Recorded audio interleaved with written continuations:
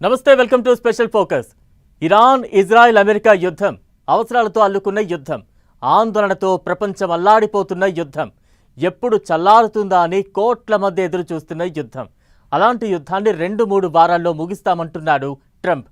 అంటే మరో 2-3 వారాలు యుద్ధం కొనసాగుతుందన్నమాట. ఇదే ఇప్పుడు ప్రపంచ దేశాలను మరింత టెన్షన్ పెడుతోంది. ఎందుకీ భయం? ఇటు ఇరాన్ సైన్యం, అటు హౌతీలు ఏం చేయబోతున్నారు?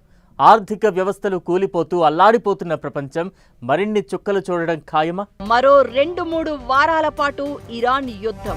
ట్రంప్ ప్రకటనతో ఇప్పుడు కొత్త చర్చ. రాబోయే 3 వారాల్లో ఏం జరగబోతోంది? ప్రపంచాన్ని టెన్షన్ పెడుతున్న విషయమేంటి? హర్ముజ్ మూసివేతతో ప్రపంచంపై భారీ ఎఫెక్ట్.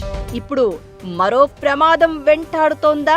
అటు ఇరాన్ సైన్యం, ఇటు హౌతీలు ప్లాన్ ఏంటి? ప్రపంచానికి అసలైన కష్టం ఇకపై రాబోతోందా? ఇరాన్ను తక్కువగా అంచనా వేసి ఏకపక్షంగా యుద్ధం మొదలుపెట్టిన ట్రంప్ ఇప్పుడు నానా అవస్థలు పడుతున్నాడు.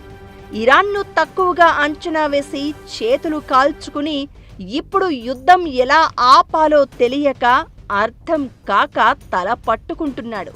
తమ ముందు ఆ దేశం ఎంత?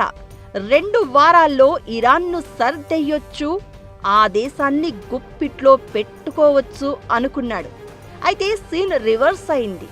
ఆ దేశ సుప్రీం లీడర్ను చంపేసిన, ఎంతో మంది సైనిక నేతలను టార్గెట్ చేసుకుని హతం చేసిన పోరాటంలో ఇరాన్ తగ్గేదేలే అంటోంది. క్లియర్గా చెప్పాలంటే అగ్రరాజ్యానికి చుక్కలు చూపిస్తోందా దేశం. ఇరాన్ను దెబ్బతీసేందుకు ట్రంప్ పడుతున్న కష్టాలు అన్నీ ఇన్ని కావు. కర్గ్ ఐలాండ్ను స్వాధీనం చేసుకుని ఆర్థిక వ్యవస్థను దెబ్బకొట్టేందుకు, భూతల దాడులతో ఇరాన్ను ఆక్రమించేందుకు చేస్తున్న ప్రయత్నాలకు ఎదురు దెబ్బలు తప్పట్లేదు. ఇరాన్ మరింత దూకుడు మీద కనిపిస్తోంది.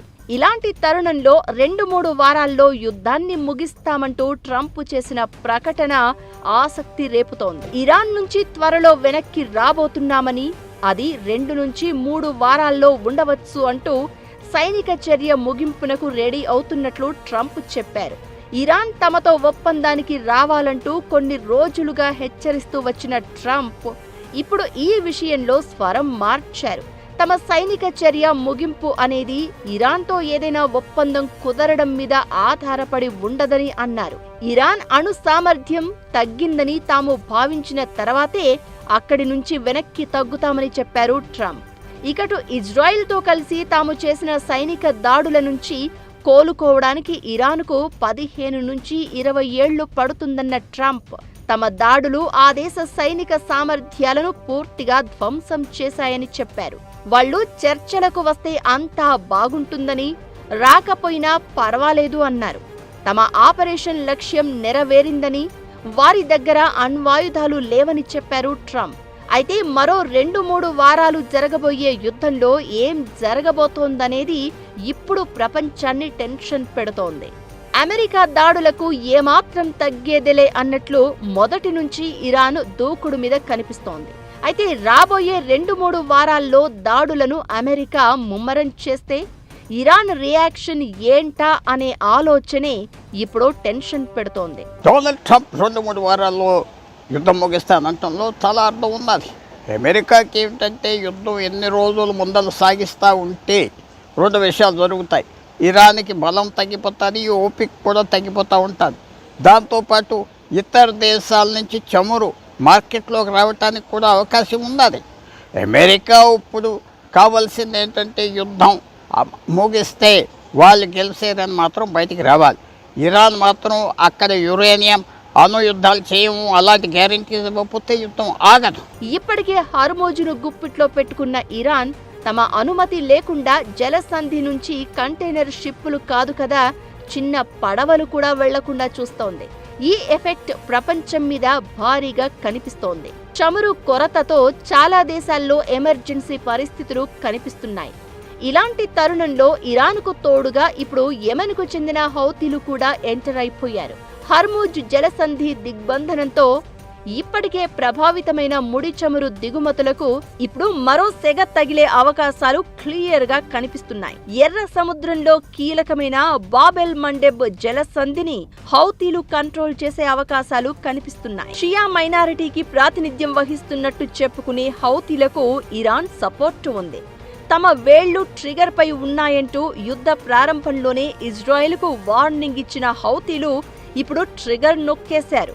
ఇజ్రాయెల్ సైనిక స్థావరాలపై యెమెన్ రాజధాని సనా నగరం నుంచి క్షిపణుల వర్షం కురిపించారు. అయితే యుద్ధంలోకి హౌతీలు ఎంటర్ కావడం ప్రపంచాన్ని మరింత టెన్షన్ పెడుతోంది. ఎర్ర సముద్రం పోర్టు సిటీ హొడాయిడాతో పాటు యెమెన్ పశ్చిమ తీర ప్రాంతంలోని కొన్ని ప్రాంతాలు హౌతీల ఆధీనంలో ఉన్నాయి. అక్కడ ఉండే పర్వతాలు వారికి పెట్టని కోటలా మారాయి. దీంతో హర్మూజ్కు అవతలి చివరన ఉన్న బాబెల్ మండేబ్ జలసంధి నుంచి జరిగే నౌకాయానానికి హౌతీలు ముప్పు కలిగిస్తున్నారు. ప్రస్తుతానికి ఈ జలసంధిని హౌతీలు నియంత్రణలోకి తీసుకోలేదు. అమెరికా, ఇజ్రాయిల్ సహా అన్ని దేశాల నౌకల ప్రయాణం కొనసాగుతోంది. రాబోయే 2 వారాల్లో యుద్ధం ముదిరితే ఆ జలసంధిని వాళ్లు కంట్రోల్లోకి తీసుకునే ఛాన్స్ ఉంటుంది. అదే జరిగితే ప్రపంచం మీద ఎలాంటి భారం పడుతుందా అనే భయాలు కనిపిస్తున్నాయి. ఇకటు రాబోయే 3 వారాల్లో ఇరాన్పై అమెరికా మరిన్ని దాడులు చేస్తే హౌతీలు మరింత దూకుడు చూపించే అవకాశాలు ఉంటాయి. దీంతో కేవలం ప్రస్తుతం భూమి ఆకాశానికే పరిమితం అయిన యుద్ధం ఇకపై సముద్ర గర్భంలో ఉన్న ఇంటర్నెట్ వ్యవస్థ మీద కూడా ప్రభావం చూపించే అవకాశాలు ఉంటాయి. ఎర్ర సముద్రం అడుగున ఉన్న కీలకమైన ఫైబర్ ఆప్టిక్ కేబుల్స్ లక్ష్యంగా మారే ఛాన్స్ ఉంటుంది. వీటిని కట్ చేస్తామని హౌతీలు ఇప్పటికే హెచ్చరించారు కూడా. దీంతో భయాలు రెట్టింపవుతున్నాయి. ప్రస్తుతం మనం వాడుతున్న ఇంటర్నెట్లో 95% డేటా సముద్రం అడుగున ఉండే ఈ భారీ కేబుల్స్ ద్వారానే ప్రయాణిస్తుంది. ఎర్ర సముద్రం అనేది ఆసియా, ఐరోపా దేశాలను కలిపే ముఖ్యమైన ఇంటర్నెట్ రహదారి. గతంలో 2025 సెప్టెంబర్లో ఒక నౌక లంగరు తగిలి కేబుల్స్ తెగిపోవడంతో చాలా దేశాల్లో ఇంటర్నెట్ స్లో అయింది. ఇప్పుడు జరుగుతున్న యుద్ధం కారణంగా ఎవరైనా కావాలని కేబుల్స్ ను ధ్వంసం చేస్తే ఆర్థిక లావాదేవీలు, క్లౌడ్ సర్వీసులు, వీడియో కాల్స్ లాంటి డిజిటల్ సేవలు స్తంభించిపోయే ఛాన్స్ ఉంటుంది. దీంతో రాబోయే 3 వారాలు యుద్ధంలో ఎలాంటి మలుపులు ఉంటాయని ప్రపంచమంతా ఆసక్తిగా గమనిస్తోంది. జలసంధిని నియంత్రణలోకి తీసుకుని ఎర్ర సముద్రంలో కేబుల్స్ ను హౌతీలు కట్ చేస్తే భారత్పై ప్రభావం ఎంత? ఇక 2-3 వారాల్లో యుద్ధం ముగించేస్తామంటూ ట్రంప్ ప్రకటన చేశారు. సరే, నిజంగా యుద్ధం ఆగే పరిస్థితి ఉందా? ట్రంప్ వ్యాఖ్యలపై ఇరాన్ రియాక్షన్ ఏంటి? ఆ దేశ ప్రభుత్వాన్ని స్వాధీనం చేసుకున్న IRGC ఇప్పుడేం చేయబోతోంది? యుద్ధం మరో మలుపు తీసుకోబోతోందా? ఇది 2-3 వారాల్లో ఆగిపోయే యుద్ధం కాదా? ట్రంప్ ప్రకటన సరే, ఇరాన్ ఏమంటోంది? అసలు యుద్ధం ఆగే పరిస్థితులు ఉన్నాయా? ప్రభుత్వాన్ని స్వాధీనం చేసుకున్న IRGC యుద్ధం ఇప్పుడు కొత్త మలుపు తిరగనుందా? హౌతీల దాడులతో భారత్పై ప్రభావం ఎంత? 2-3 వారాల్లో పశ్చిమాసియా నుంచి వెనక్కి వచ్చేస్తామని, యుద్ధం ముగిస్తామని ట్రంప్ అంటున్నా ఇరాన్ రియాక్షన్ మాత్రం యుద్ధం ఇప్పట్లో ఆగేలా లేదనే సంకేతాలిస్తోంది. కొన్ని షరతులకు అంగీకరిస్తే అమెరికా, ఇజ్రాయెల్తో జరుగుతున్న యుద్ధాన్ని ముగించేందుకు ముందుకు వస్తామని ఇరాన్ అధ్యక్షుడు మసౌద్ పెజిష్కియాన్ అంటున్నారు. యూరోపియన్ కౌన్సిల్ ప్రెసిడెంట్ పెజిష్కియాన్ మధ్య జరిగిన ఫోన్ సంభాషణలో ఆయన ఈ వ్యాఖ్యలు చేసినట్లు ఇరాన్ ప్రభుత్వ మీడియా తెలిపింది. అయితే ఈ వ్యాఖ్యలతో యుద్ధం ఆపేందుకు ఇరాన్ సిద్ధంగా ఉంది అనుకునే పరిస్థితి లేదు అనే అభిప్రాయాలు వినిపిస్తున్నాయి. ఇరాన్ రాజకీయ వ్యవస్థలో అధ్యక్ష పదవి పరిమిత అధికారాలతో కూడుకున్నది. దేశాన్ని ప్రధానంగా అతివాద మత పెద్దలు ప్రభావితం చేస్తూ ఉంటారు. మరి ముఖ్యంగా యుద్ధం ముగించేందుకు IRGC అంగీకరిస్తున్నట్లు కనిపించడం లేదు. ఇదే ఇప్పుడు మరింత టెన్షన్ క్రియేట్ చేస్తోంది. యుద్ధాన్ని ముగించేందుకు సిద్ధంగా ఉన్నామనే పెజిష్కియాన్ వ్యాఖ్యలకు కూడా కొన్ని కీలక షరతులు ఉన్నాయి. మరీ ముఖ్యంగా భవిష్యత్తులో మళ్లీ ఘర్షణలు చోటు చేసుకోకుండా హామీలు ఇవ్వాలని ఇరాన్ కోరుతోంది. అయితే ఈ డిమాండ్ కొత్తదేమీ కాదు. ఇకటు మోస్ట్ పవర్ఫుల్ IRGC మాత్రం ఏమాత్రం శాంతి సంకేతాలు ఇవ్వడం లేదు. ప్రతీకార చర్యలను విస్తరించి అమెరికా టెక్ కంపెనీలను కూడా లక్ష్యంగా చేసుకునే అవకాశం ఉందని హెచ్చరికలు జారీ చేసింది. ఇరాన్ భూభాగంపై జరిగిన దాడులకు ప్రతీకార చర్యగా ఏప్రిల్ 1 నుంచి Microsoft, Google, Apple, Intel, IBM, Tesla, బోయింగ్తో పాటు 18 దిగ్గజ కంపెనీలపై దాడులు చేస్తామని ఐఆర్జీసీ తెలిపింది. ఈలోపే ట్రంప్ నుంచి ప్రకటన వచ్చినా ఏం జరగబోతుందనే టెన్షన్ మాత్రం ప్రపంచాన్ని వెంటాడుతోంది. ట్రంప్ ప్రకటన తర్వాత ఇరాన్లో మరో కీలక పరిణామం చోటు చేసుకుంది. ఆ దేశ ప్రభుత్వాన్ని ఇస్లామిక్ రివల్యూషనరీ గార్డ్ కార్ప్స్ తమ నియంత్రణలోకి తీసుకున్నట్లు తెలుస్తోంది. పాలక వర్గానికి, సైనిక నాయకత్వానికి మధ్య పెరుగుతున్న ఉద్రిక్తతలు అధ్యక్షుడు పెజిష్కియాన్ను పూర్తిస్థాయి రాజకీయ సంక్షోభంలోకి నెట్టాయని, దీంతో ఇరాన్ ప్రభుత్వాన్ని ఐఆర్జీసీ తమ ఆధీనంలోకి తీసుకుందని సమాచారం. అధ్యక్షుడి నియామకాలు, నిర్ణయాలను ఐఆర్జీసీ అడ్డుకుని అధికారాన్ని చేజిక్కించుకుందని, దీంతో పాలనను కార్యనిర్వాహక శాఖ నుంచి సమర్థవంతంగా తొలగించిందని తెలుస్తోంది. అంటే దేశ పరిపాలన నిర్ణయాలపై ఆ సంస్థ పట్టు పెరిగింది. ఇప్పటికే అమెరికా వ్యవహారంలో రగిలిపోతున్న ఐఆర్జీసీ ఇప్పుడు ఎలాంటి నిర్ణయాలు తీసుకుంటుంది? యుద్ధం ముగించేందుకు అసలు అంగీకరిస్తుందా లేదా?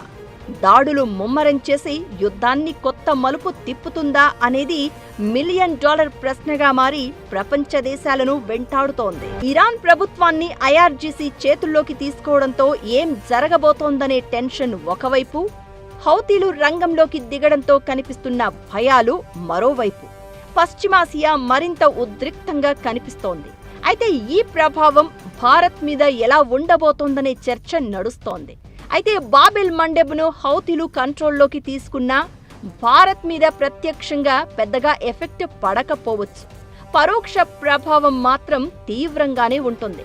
హర్మూజ్ను ఇరాన్ కంట్రోల్ చేయడంతో సప్లై చైన్ను భారత్ విస్తరించింది.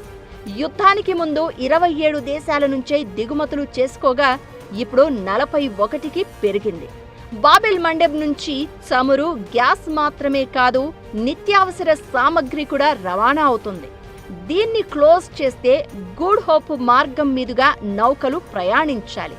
అదే జరిగితే రవాణా ఖర్చులు పెరిగి సామాన్యులపై భారం పడి ద్రవ్యోల్బణానికి దారితీస్తుంది.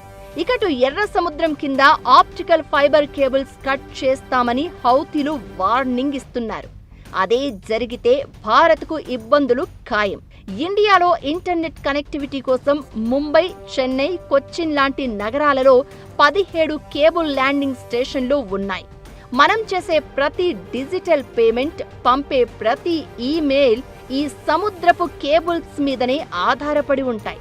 ఒకవేళ రెడ్ సీలో కేబుల్స్ కట్ అయితే మన దేశంలో ఇంటర్నెట్ వేగం పడిపో